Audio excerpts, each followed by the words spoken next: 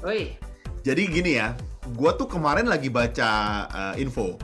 Dia bilang kalau orang dengan kepala yang pelontos berpikir lebih jernih. Kenapa? Karena setiap kali kita berjalan gitu ya, aliran udara tuh langsung masuk.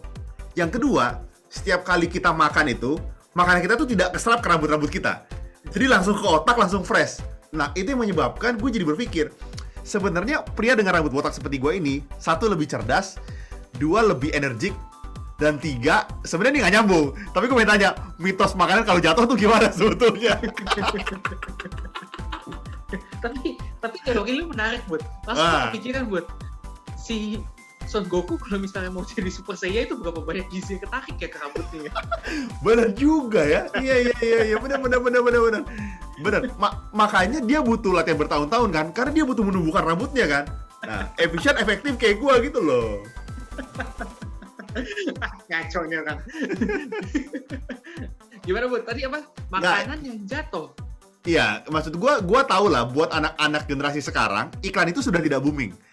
Tapi buat era kita ada satu jenis cairan obat pel gitu ya, komersil lantai yang iklannya begini, makanan jatuh belum 5 menit nggak apa-apa kan pakai pup gitu. Jadi kayak gue jadi penasaran ya, sebetulnya apakah benar indikasi makanan kotor itu setelah 5 menit gitu, atau bahkan terbalik, ketika makanan itu sudah nyentuh bidang lain itu udah pasti kotor. Nah, itu pertanyaannya sebetulnya. Oke. Nah, menjawab pertanyaan lu, Bud. Jadi sebenarnya lu tahu kan tentang organisme mikro? Kecil? Enggak. Ceritain ya. Kalau misalnya lu mau lihat yang kecil-kecil, lu lihat ke bawah lu aja sekarang. Jangan dong. Karena itu gede ya. Oh gitu. Itu buat lu kan. Ya gue sih menghargai opini orang lah. Gara-gara. Nah, jadi mikroorganisme itu yang kita kenal seperti bakteri, jamur, virus. Nah, itu adalah tipe-tipe organisme yang memang nggak akan kelihatan di mata kita, gitu.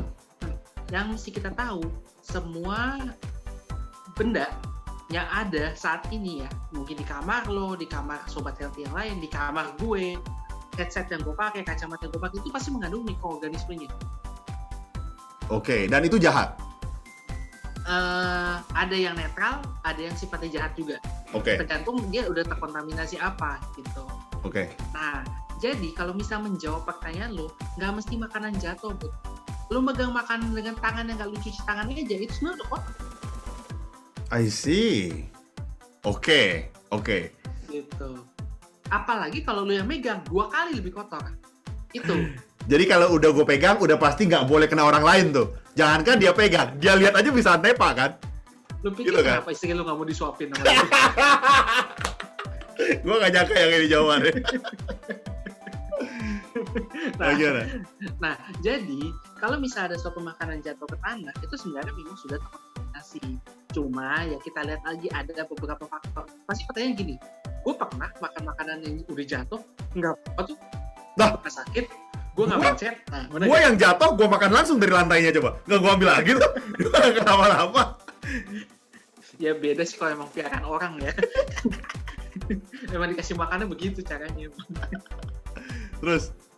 Nah, jadi kembali lagi ke semua faktor, ada banyak faktor nih Bud yang nyebabin kenapa kalau misalnya makanan yang tadi kita bilang seharusnya kotor itu sebenarnya nggak masalah masuk ke dalam tubuh kita. Satu, ya kita lihat juga ya jatuhnya kemana. Kalau misalnya jatuhnya ke lantai yang jelas-jelas kita juga bersih gitu, ini bedalah dengan makanan yang jatuh ke tanah. Ya kontaminasinya beda. Nah itu yang kedua, faktor jenis makanan juga kadang-kadang beda. Kan makanan kan ada yang bentuknya kayak lengket, kayak misal kue. Dia udah jatuh, begitu dia udah jatuh ke suatu permukaan, pasti dia akan lebih gampang, lebih susah dibersihin dibandingin kalau misalnya kita makan, contohnya misal permen yang permen coklat yang kecil-kecil. Nah itu kan kalau misalnya jatuh ke lantai juga nggak kelihatan kotornya. Nah yang ketiga faktornya adalah daya tahan tubuh orangnya. Nah, jadi kalau misalnya si orang ini memang semua bakteri yang masuk ke dalam tubuh kita itu kan pasti akan dilawan oleh sistem pertahanan tubuh kita. Jadi nggak bikin orang sakit. Kalau kayak gitu kan, kalau masuk dikit sakit ya orang setiap hari pasti sakit dong. Iya, make sense. Nah, ada pertahanan tubuh kita yang bisa melawan si kuman ini. Jadi sebenarnya kita nggak perlu terlalu khawatir ya, tapi ya tetap ya, maksudnya jangan karena udah tahu kayak gitu malah dicoba sengaja dikotorin gitu. Tapi memang ada sistem pertahanan tubuh kita sebagai lini terakhir. Nah, I see. Lalu ada faktor keempat yang paling menentukan. Enak atau enggak makanannya. Itu make sense juga tuh sebenarnya itu. Semakin enak makanannya pasti lu pengorbanannya makin begini. Udahlah biarin jatuh. Ian, gue punya 2 statement sebetulnya. Yang pertama, berarti lu ingin menghancurkan para pengusaha restoran, terutama nasi Padang, karena lu bilang gini, jangankan itu, makan nggak cuci tangan itu udah pasti mengandung hukuman. Berarti lu ingin membunuh banyak restoran Padang yang ada di Jakarta, bahkan di Indonesia. Karena mereka udah pasti makanan Padang mana yang kalau makan tuh nggak pakai tangan. Kadang-kadang kita nggak cuci tangan pakai sabun, cuci tangan pakai kobokan itu aja kan sebetulnya kan. Maksud gua gitu loh. Iya dong. Ya itu bukan salah yang punya Padang, itu salah yang makan. Belum apa-apa udah lapar mata dulu. Terus wastafel dengan sabun cuci tangan lengkap. Yan. Tapi by the way, yang kedua nih gue pengen tanya, maksud gue gini, mikroorganisme yang tidak kelihatan ini, apakah dengan mudah dibasmi dengan alat-alat pembersih lantai? Maksud gue, sekarang kan banyak nih kayak sanitizer, ampuh apa segala macam gitu. Sedangkan produk-produk PEL ini dari dulu sampai sekarang relatif sama aja gitu. Maksud gue, apakah mikroorganisme ini gampang sekali dibasmi dengan sangat mudah, atau ternyata sulit gitu? Bahkan di PEL udah nggak mempan, mendingan kalau jatuh udahlah nggak usah gitu. Menurut lu gimana? Oke, bagus nih pertanyaan lu nih, Bu. Oh memang, gue paham gue. Bisa diedit gak? Gue nyesel. Nah, jadi kalau misalnya kita bicara tentang membunuh kuman, bisa aja Bud, kalau misalnya lakukan pembersih itu membunuh, karena kan mengandung sabun. Sabun itu sifatnya itu bisa merusak lapisan lemak yang ada pada dinding sel si bakteri atau virus, sehingga ujung-ujungnya dia mati. Nah, cuma pertanyaannya setelah dia mati steril nggak? Iya kan? Benar. Setelah lu sapu dengan lu pel dengan pembersih lantainya jadi bersih atau enggak gitu kan? Iya, steril enggak. Bersih itu jadi penampakannya ya bersih, nggak ada kotoran, nggak ada debu yang bisa kelihatan secara mata. Steril kita bicara tentang mikroorganisme tadi. Nah, itu nggak akan bisa steril. Kenapa? Satu, mereka nggak bisa membunuh 100% kuman. Lu lihat deh, nggak pernah ada iklan yang bilang 100% mati. Benar juga. Itu benar juga. Paling mentok 99,9. Iya. Nah, I see. Yang kedua, kan gue tadi udah bilang, mikroorganisme itu ada di sekitar kita. Ada di mana-mana. Di badan kita, di udara yang kita hirup sebagian kecil. Nah, lu kebayang nggak kalau misalnya lantai itu udah lu sapu, kumannya mati semua. Tapi kan masih ada kuman yang ada di udara. Masih ada mungkin kuman yang di kaki kita. Setelah kita pel, kita lewat, kita injek lagi dengan kaki kita yang jelas pasti ada kumannya. Iya. So, makanya kalau misalnya pada prinsip rumah tangga, kalau misalnya di dunia medis, kalau misalnya di ruang operasi, itu bisa kita jamin steril. Karena memang ada alatnya, ada tata cara khusus. Tapi kalau misalnya rumah tangga, itu pasti bersih, tapi nggak steril. I see, karena selalu ada kuman di mana-mana ya. Tapi kalau masuk ruang operasi, kalau kuman yang masuk, kan lu termasuk kuman maksud gua. Yang lain steril, tapi kan kumannya masuk gitu. Lebih baik gua ngerti sekarang. Kalau masuk ruang operasi, lu nggak boleh masuk gitu kan. Masa kuman masuk ruang operasi? Nggak boleh kan? Makanya gua nggak masuk ruang operasi, gua masuknya ruang podcast. Oke, jadi sebenarnya Yan, ketika ada iklan yang bilang belum 5 menit, itu lebih ke gimmick ya. Maksudnya gini, bisa iya bisa tidak. Maksudnya kita tidak bisa menjamin nih kalau pakai alat pel ini aman belum 5 menit, atau alat pel yang lain ini tidak aman gitu. Karena pada dasarnya tidak ada yang bisa memastikan 100% kuman mati. Bahkan tergantung kondisi di lapangan juga seperti apa gitu. Bisa aja abis dia sapu pel, anak-anaknya masuk injek-injek, kita nggak pernah tahu gitu. Iya, dia pun kaki bersih ya. Yang kita bicara ini kaki bersih loh, bukan yang ada lumpurnya kayak di iklan gitu. Iya, nah, I see. Ada satu lagi, Bud. Bisa aja makanan yang boleh makan sebelum jatuh udah terkontaminasi juga. Jangan lupa. Bener juga ya.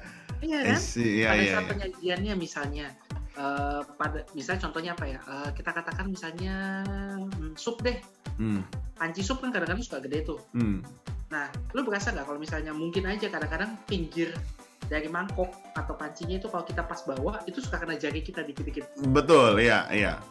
Ngalamin kayak gitu. Nah, kalau misalnya lu nggak cuci tangan lu kotor, ya itu juga sebenarnya supnya kontaminasi. Gue merasa jadi penuh dengan kekotoran di ruangan ini selalu ngomong gitu. Gue merasa semua ini jadi kotor sepertinya.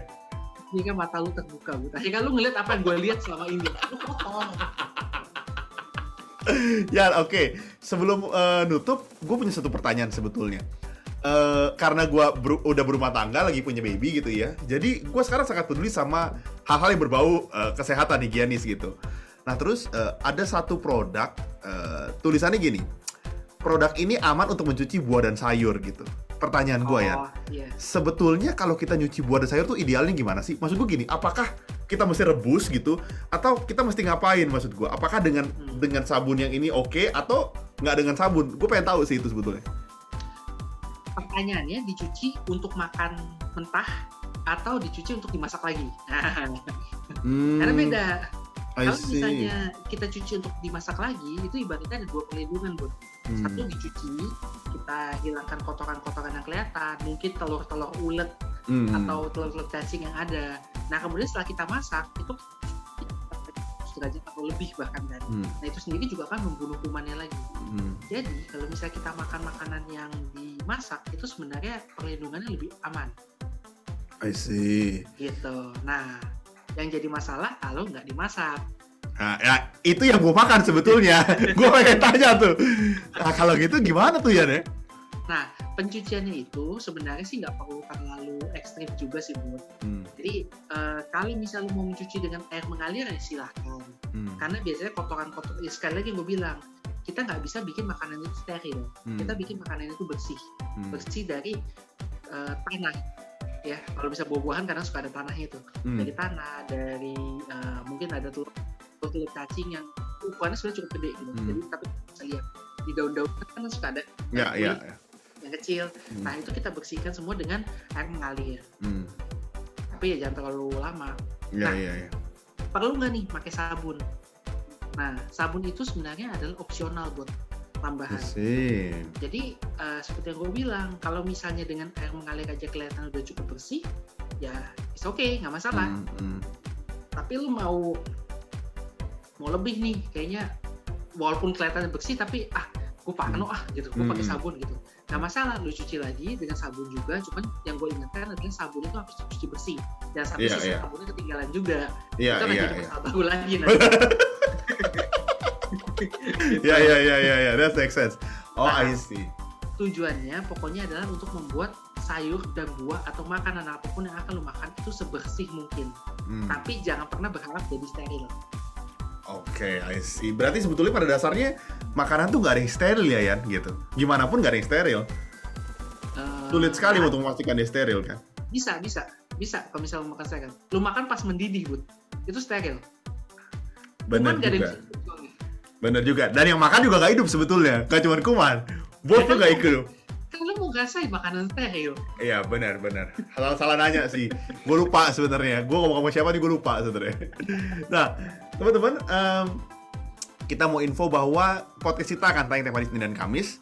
Dan buat kalian yang bertanya-tanya banyak, mungkin punya pertanyaan, mungkin punya banyak mitos-mitos yang beredar di masyarakat gitu. Karena gue cerita sedikit, karena gue aja tuh belajar banyak sekarang setelah kemarin ngobrolin soal surfing di makanan ringan. Akhirnya gue lihat, ternyata bener Adrian bilang, ini per servingnya 50 kalori. Ternyata dia 7 serving gitu. Atau 8 serving, gue agak kaget juga gitu pas lihat. Oh, hal-hal yang kalian nggak pernah tahu, yang kalian nggak aware biasanya, akhirnya kita bahas juga di Healthy X. Jadi, kalian tungguin kita terus setiap hari Senin dan Kamis. Ada tambahan ya? Tuh, jadi Sobat Healthy, dari semua kata-kata panjang lebar yang diceritain sama Budi tadi, yang gue dengar adalah adegan benar. Nah, jadi jangan pernah meragukan gue, karena gue selalu benar. Bahkan partner gue aja udah mengakuinya. Jadi, saksikan terus kita, tunggu di episode selanjutnya. Stay healthy, stay alive. Bye-bye.